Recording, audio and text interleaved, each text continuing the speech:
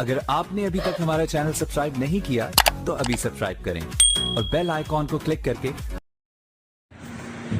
अग्रिम का पालन नहीं करेंगे तो चलाना होगा। और चेतावनी आप कहीं त्रिभुज आकार के होते हैं, ये आपको पहले ही चेतावनी देते हैं हमें मार्ग के ऊपर है, आगे चल के तीव्र मोड़ है या मानो रेल फाटक है या रेलवे फाटक है, जो भी है वो मार्गदर्शन करते हैं, इनका पालन करें। और सामने देखिए सारा ऐसे तो बैक का व्हीकल इसमें रुक जाएगा, जो हमारे पीछे से व्हीकल आ रहा है तो बिल्कुल स्टॉप हो जाएगा। ऐसे ही सारे में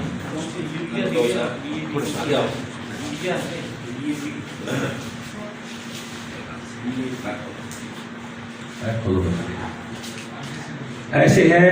अगर ऐसे है तो सामने से आने वाला व्हीकल इससे रुक जाएगा। इससे बैक वाला है और इससे सामने वाला है, तो ये इशारा है, इससे सामने का और बैक का भी तो रुक जाएगा। अगर ऐसे खड़े है तो सामने से आने वाला भी रुकेगा और जो पीछे जा रहे हैं वो भी तो रुकेगा। ये इशारा तब होता है जब इशारा बदली होता है।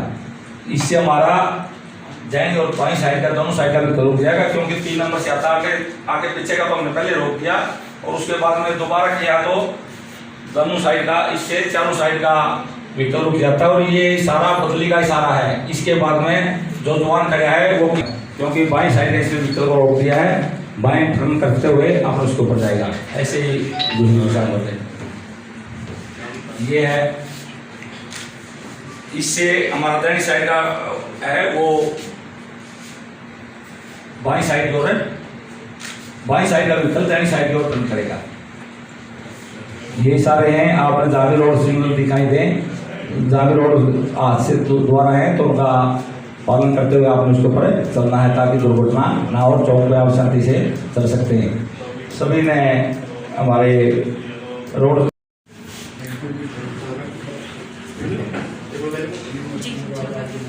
हमारे बीच में अधिकारी पहुंचे हैं, सभी का बहुत बहुत धन्यवाद है जो अपना कीमती समय निकाल कर हमारे बीच में आए हैं। अब हमें दुग्गल साहब ने, राजेश कुमार जी ने, सुभाष दुग्गल जी ने बहुत अच्छी बात कही थी भाई, हम चलते चलते रोड के ऊपर अक्सर लड़ाई झगड़ा कर लेते हैं, ये बहुत हानिकारक है।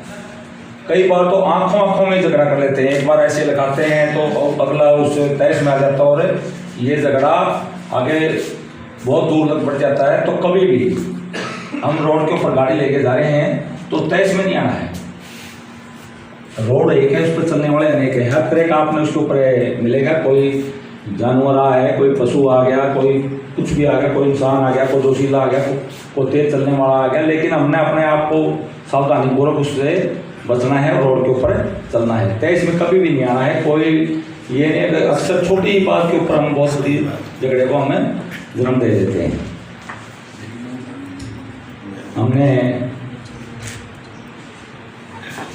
आप जिस भी मार्ग के ऊपर जाएं, यातायात के नियमों का पालन करते हुए जाएं, ताकि दुर्घटना ना हो। नशे का किसी प्रकार का भी प्रयोग ना करें। नशा नाश की जड़ वाली यातायात के नियमों में से आग लगाई।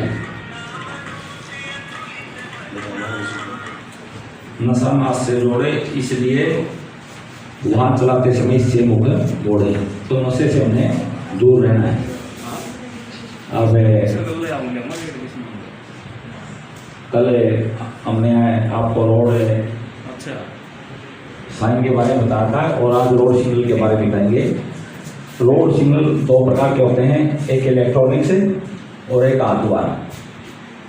इलेक्ट्रॉनिक से आप रेड लाइट पर जहाँ भी जाएंगे वहाँ आपको इलेक्ट्रॉनिक से इशारे दिए जाएंगे, भाई आपने अब दाएं टर्न करना है, बाएं करना है, सामने जाना है, जैसे भी वहाँ सिग्नल होगा आपने उसके अनुसार ही चलना है।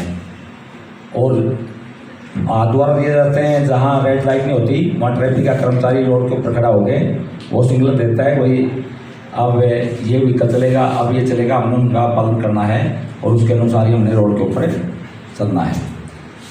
आप जहाँ भी जाएं, जहाँ भी आपको रोका जाए, यातायात के नियमों का पालन करें। हमारा व्यवहार मधुर होना चाहिए। चाहे जहाँ भी कोई अधिकारी आपको रोकता है उसके साथ भी अच्छा व्यवहार होना चाहिए। आप आइए, आपके डॉक्यूमेंट दिखाइए, अगर आपका अच्छा व्यवहार है तो किसी प्रकार की कोई दिक्कत नहीं है उसके अंदर, आप जाइए आराम से। लेकिन हम लोग कई बार गलती कर लेते हैं और उसका दुष्परिणाम होता है। जब भी आपका चालान किया जाता है तो इस मशीन के अंदर किया जाता है। इसके अंदर आपका नंबर डालते ही आपका एड्रेस आ जाएगा, आपकी गाड़ी किसके नाम है, आपका पोल्यूशन सर्टिफिकेट है या बीमा है या नहीं है, वो सभी चीज़ें इसके अंदर अपने आप ही आ जाती हैं। और उसके बाद में आपने अगर पहले चलान हुआ है, जिससे मैंने बोला था नहीं, अगर नंबर प्लेट का पहली बार 500 का, दूसरी बार 1500 का है, आपका अगर पहले नंबर प्लेट का चलान हुआ है तो दोबारा वो 1500 रुपये का मशीन उठाएगी। ऐसे ही बीमे का है, बीमे का पहली बार होगा तो 2000 का, अगर दोबारा होगा तो 4000 रुपये का ही मशीन उठाती है। इसके अनुसार ही आपने पेमेंट करनी पड़ती है और मौके पे भी आप इससे चालान भर सकते हैं। और मौके पर अगर पैसा नहीं है तो एक DL और RC में से कोई भी एक चीज़ लेके आप अपना चालान चेक लेके आगे जा सकते हैं। और आप गलती से कोई डॉक्यूमेंट्स घर भूल जाइए, डॉक्यूमेंट्स का अकेले डॉक्यूमेंट्स का जिस तरह 22,000 का चालान आ गया, अगर आप घर हैं फिर चालान भरने के लिए आप आते हैं तो डॉक्यूमेंट साथ ले आते हैं तो सिर्फ 400 रुपये का रह जाता है। हर एक डॉक्यूमेंट से का चालान 100 रुपये का रह जाए। जिस तरह 2 पर्ची का है 10,000 का है, अगर आप भरने के लिए आए और साथ है आपकी रखी हुई थी पहले की, तो आपके पैसे माफ है। लेकिन सर किस तरह प्रोग्राम किया गया था? देखिए, आज जिला जींद के जो गवर्नमेंट कॉलेज है उसके अंदर रोड सेफ्टी के ऊपर एक वर्कशॉप रखी गई, जहां एक तरफ जो है वो ट्रैफिक इंस्पेक्टर जी और दूसरी तरफ रेड क्रॉस के सेक्रेटरी हैं, उन्होंने भी भागीदारी दिखाई और सिविल हॉस्पिटल से हम लोगों की टीम भी जो है यहाँ पहुँची।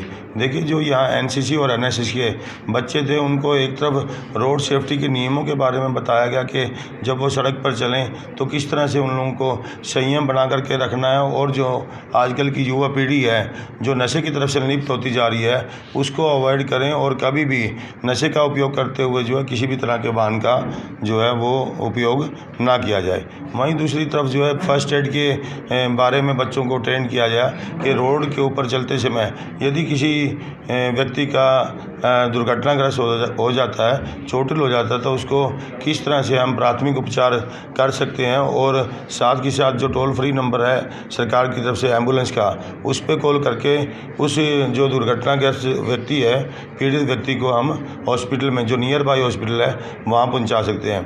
साथ ही साथ जो है वो कोविड-19 का जो इन्फेक्शन जो दोबारा से कम्युनिटी के अंदर थोड़ा सा जोर पकड़ा है, उसके बारे में बताया गया कि जो सरकार की तरफ से नियम बनाए गए थे कि मास्क का उपयोग किया जाए और सोशल डिस्टेंसिंग रखी जाए और हैंड जो है वो बार बार सैनिटाइज की जाए।